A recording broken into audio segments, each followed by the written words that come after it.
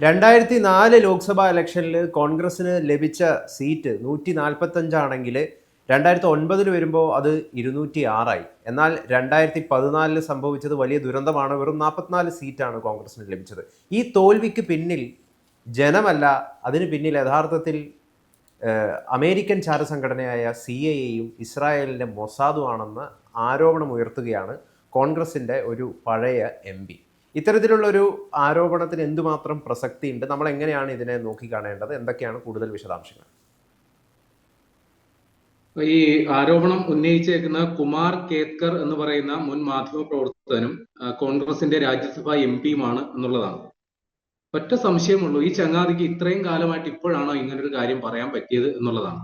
ഇപ്പൊ ഈ ബോധോദയം എങ്ങനെ ഉണ്ടായി, എന്തടിസ്ഥാനത്തിലാണ് ഇത് പറഞ്ഞത് എന്ന ഒരു പിടിയും കിട്ടുന്നില്ല.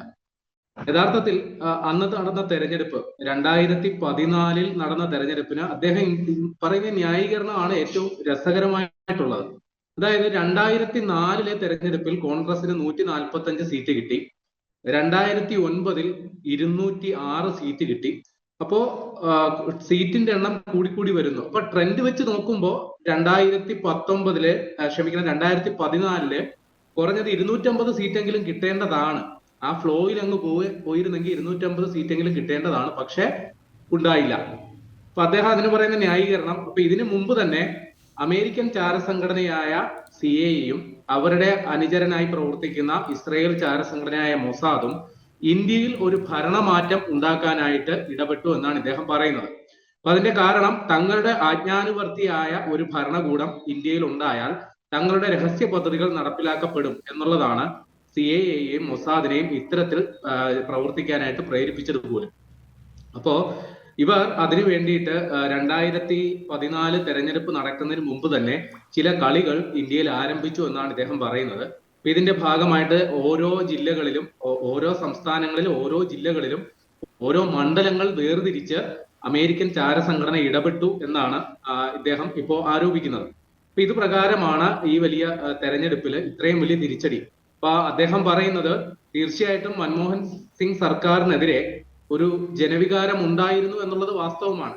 പക്ഷെ അങ്ങനെ ജനവികാരം ഉണ്ടെങ്കിൽ തന്നെയും ഇത്രയും വലിയൊരു തിരിച്ചടി, വെറും 44 സീറ്റിലേക്ക് കോൺഗ്രസ് ഒതുങ്ങിപ്പോയി.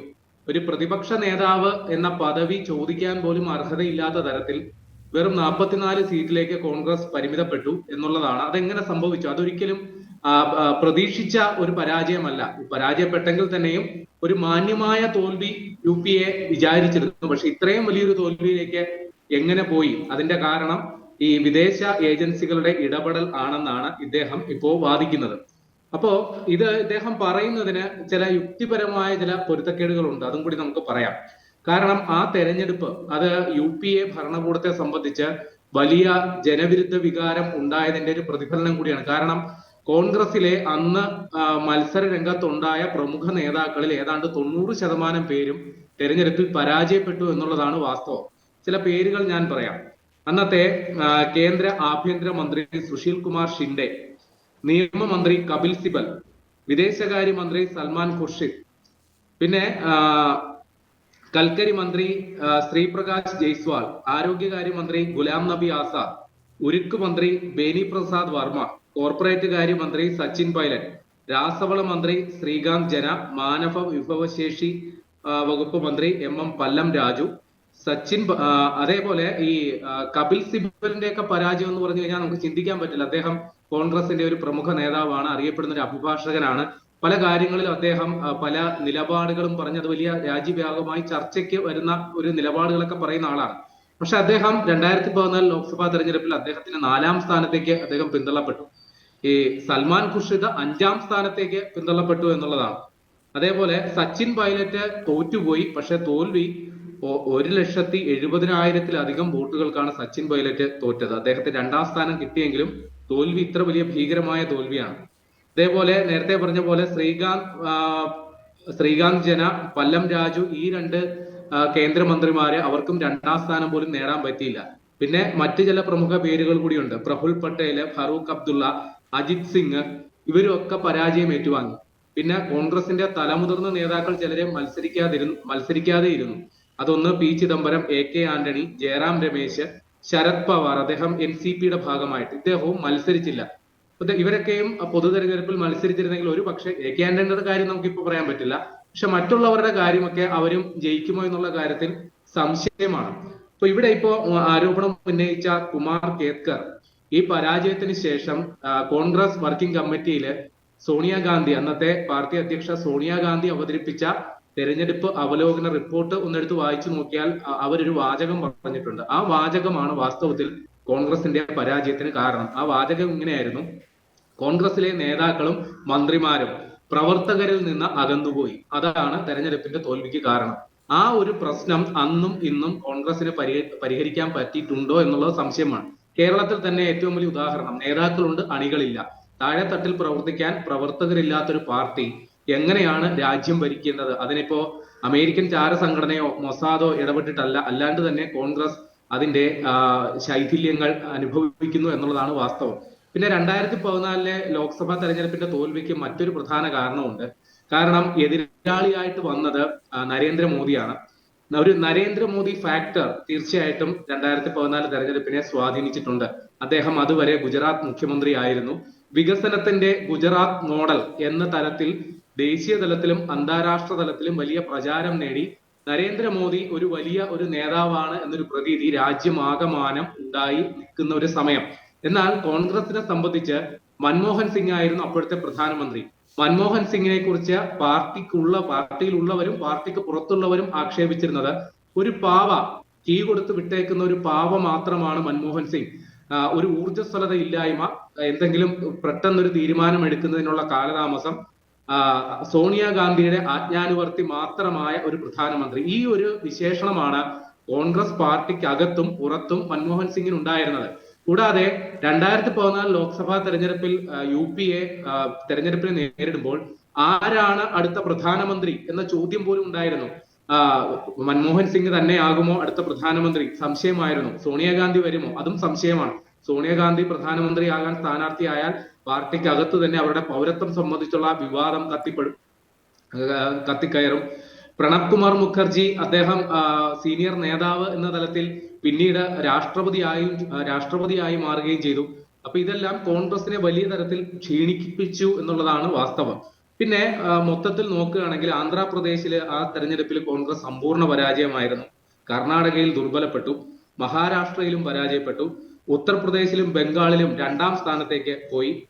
പിന്നെ ഏറ്റവും കോൺഗ്രസിന്റെ ശക്തി കേന്ദ്രം ഹിന്ദി ഹൃദയഭൂമി, അതായത് ഹിന്ദി സംസാര ഭാഷയായിട്ടുള്ള പ്രദേശങ്ങളിൽ, അവിടെ പോലും കോൺഗ്രസിന് അടിപതറുന്ന ഒരവസ്ഥ. ഈ 1970 കാലയളവിൽ ഇന്ദിരാഗാന്ധി അടിയന്തരാവസ്ഥ പ്രഖ്യാപിച്ചപ്പോൾ കോൺഗ്രസിന് ഉണ്ടായ തിരിച്ചടിയുടെ സമാനമായ ഒരു തിരിച്ചടി തന്നെയാണ് ഇവിടെയും ഉണ്ടായത് എന്നുള്ളതാണ്. പിന്നെ 2014 തെരഞ്ഞെടുപ്പിനെ നേരിടുമ്പോൾ കോൺഗ്രസിന് എടുത്തു പറയാൻ ഭരണ നേട്ടമായിട്ട് തൊഴിലുറപ്പ് പദ്ധതി, അത് കഴിഞ്ഞാൽ കൊടിയ അഴിമതി ആരോപണങ്ങൾ UPA സർക്കാരിനെ വേട്ടയാടി എന്നുള്ളതാണ് വാസ്തവം. ആദ്യം മുതൽ തുടങ്ങിയാൽ കോമൺവെൽത്ത് അഴിമതി, അത് കോമൺവെൽത്ത് ഗെയിംസ് രാജ്യത്ത് നടന്നതുമായി ബന്ധപ്പെട്ട് നടന്ന അഴിമതി ആരോപണങ്ങൾ, കൽക്കരി കുംഭകോണം, അതുമായി ബന്ധപ്പെട്ടുള്ള അഴിമതി ആരോപണം. ഏറ്റവും ഞെട്ടിച്ച സംഗതിയാണ് 2G സ്പെക്ട്രം അഴിമതി. കേന്ദ്ര മന്ത്രിസഭയിൽ ഉണ്ടായിരുന്ന രാജ, അദ്ദേഹത്തെ അറസ്റ്റ് ചെയ്ത് ജയിലിൽ അടയ്ക്കുന്ന ഒരവസ്ഥ. DMK-യിലെ പ്രമുഖ നേതാവായ കനിമൊഴി ജയിലിലായി. അപ്പൊ ഇത്തരത്തിൽ പ്രതിച്ഛായ നഷ്ടം വന്ന ഒരു UPA ആണ് 2014 തെരഞ്ഞെടുപ്പിനെ നേരിട്ടത്. മറുപക്ഷത്ത് BJP എന്ന് പറയുന്നത് ഈ കോൺഗ്രസിന്റെ ഈ ന്യൂനപക്ഷ പ്രീണന നയം, അതായത് ഈ മുസ്ലിം വിഭാഗത്തെ മൊത്തത്തിൽ അങ്ങ് ദത്തെടുക്കുന്ന ഒരു നയമായിരുന്നു UPA അല്ലെങ്കിൽ കോൺഗ്രസിന് ഉണ്ടായിരുന്നത്. മറുപക്ഷത്ത് BJP കൃത്യമായ ഹിന്ദുത്വ അജണ്ട മുന്നോട്ട് വെച്ചു. അതോടുകൂടി ഇന്ത്യയിലുള്ള ഭൂരിപക്ഷ സമുദായം അത് ഹിന്ദു സമുദായമാണെന്ന് എല്ലാവർക്കും അറിയാം. അങ്ങനെ ഭൂരിപക്ഷ വിഭാഗത്തിന്റെ വോട്ട് അടങ്കലായിട്ട് BJP ക്യാൻവാസ് ചെയ്തു. ഇതാണ് വാസ്തവത്തിൽ 2014 നടന്ന തെരഞ്ഞെടുപ്പിൽ ഉണ്ടായത് എന്നുള്ളതാണ് വാസ്തവം. അവിടെ പിന്നെ ഈ പറയുന്ന തരത്തിൽ ഈ വിദേശ ഏജൻസികളുടെ ഇടപെടൽ ഉണ്ടായി, മൊസാദ് ഇടപെട്ടു, CAA ഇടപെട്ടു എന്നൊക്കെ പറയുന്നത് വാസ്തവത്തിൽ അന്നത്തെ ജനവിധിയെ അപഹസിക്കുന്നതിന് തുല്യമാണ്. വാസ്തവത്തിൽ അന്ന് എന്താണ് നടന്നതെന്നുള്ളത് അന്നും ഇന്നും കോൺഗ്രസ് പ്രവർത്തകർക്ക് നിശ്ചയമായിട്ടും അറിയാം. ഇനിയിപ്പോ വിദേശ ഇടപെടലിനെ കുറിച്ചാണ് ആക്ഷേപമെങ്കിൽ ആ ആക്ഷേപം അന്നുമുണ്ട് ഇന്നുമുണ്ട്. ഇപ്പൊ സമാനമായ ആരോപണം തന്നെയാണ് കോൺഗ്രസിന്റെ നിലവിലെ പ്രമുഖ നേതാവ് രാഹുൽ ഗാന്ധിക്കെതിരെ BJP ഉന്നയിക്കുന്നത്. കാരണം അദ്ദേഹം അമേരിക്കൻ ഡീപ് സ്റ്റേറ്റിന്റെ വക്താവായിട്ട് പ്രവർത്തിക്കുകയാണ് എന്നുള്ളതാണ് ആക്ഷേപം.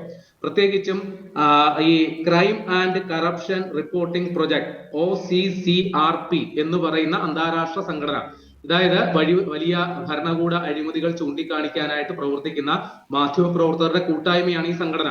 അപ്പൊ ഈ സംഘടനയ്ക്ക് ഫണ്ട് ചെയ്യുന്നത് ഈ ഡീപ് സ്റ്റേറ്റിന്റെ തലതൊട്ടപ്പനായ ജോർജ് സോറസ് ആണ് എന്നുള്ളത്, അല്ലെങ്കിൽ അദ്ദേഹം ഇതിനേക്ക് വേണ്ടി ഫണ്ട് ചെയ്യുന്നുണ്ട്.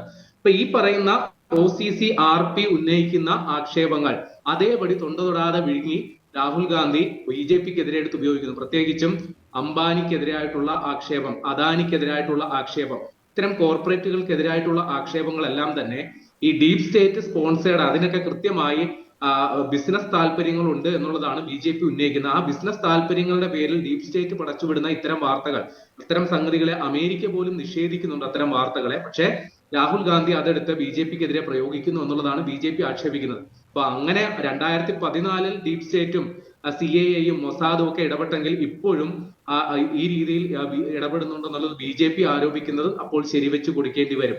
വാസ്തവത്തിൽ 2014 നടന്നത് ഒറ്റ വാക്കിൽ പറഞ്ഞു കഴിഞ്ഞാൽ, മോദി എന്ന് പറയുന്ന നേതാവ്, അദ്ദേഹം ഒരു തീവ്ര ഹിന്ദുത്വത്തിന്റെ നിലപാട് ആവർത്തിച്ച് രാമക്ഷേത്രം അടക്കമുള്ള വിഷയങ്ങൾ ഉന്നയിച്ച് ഇന്ത്യയിലെ ഭൂരിപക്ഷ സമുദായത്തിന്റെ വിശ്വാസം ആർജിച്ചു, അവരുടെ വോട്ട് നേടി അധികാരത്തിൽ വന്നു. എന്നാൽ UPA കോൺഗ്രസ് എന്ന് പറയുന്ന പ്രസ്ഥാനം അവരുടെ പരമ്പരാഗതമായ ശൈലികളിൽ ജനങ്ങൾക്കുള്ള അവമതിപ്പ്, കുടുംബാധിപത്യത്തോടുള്ള വിയോജിപ്പ്, ഇതെല്ലാം കൂടി ചേർത്ത് ജനങ്ങൾ വോട്ട് ചെയ്തു. പക്ഷെ അന്നുണ്ടായ ആ വീഴ്ചയിൽ നിന്ന് കരകയറാനായിട്ട് കോൺഗ്രസിന് ഇതുവരെ സാധിച്ചിട്ടില്ല എന്നുള്ളതാണ് വാസ്തവം.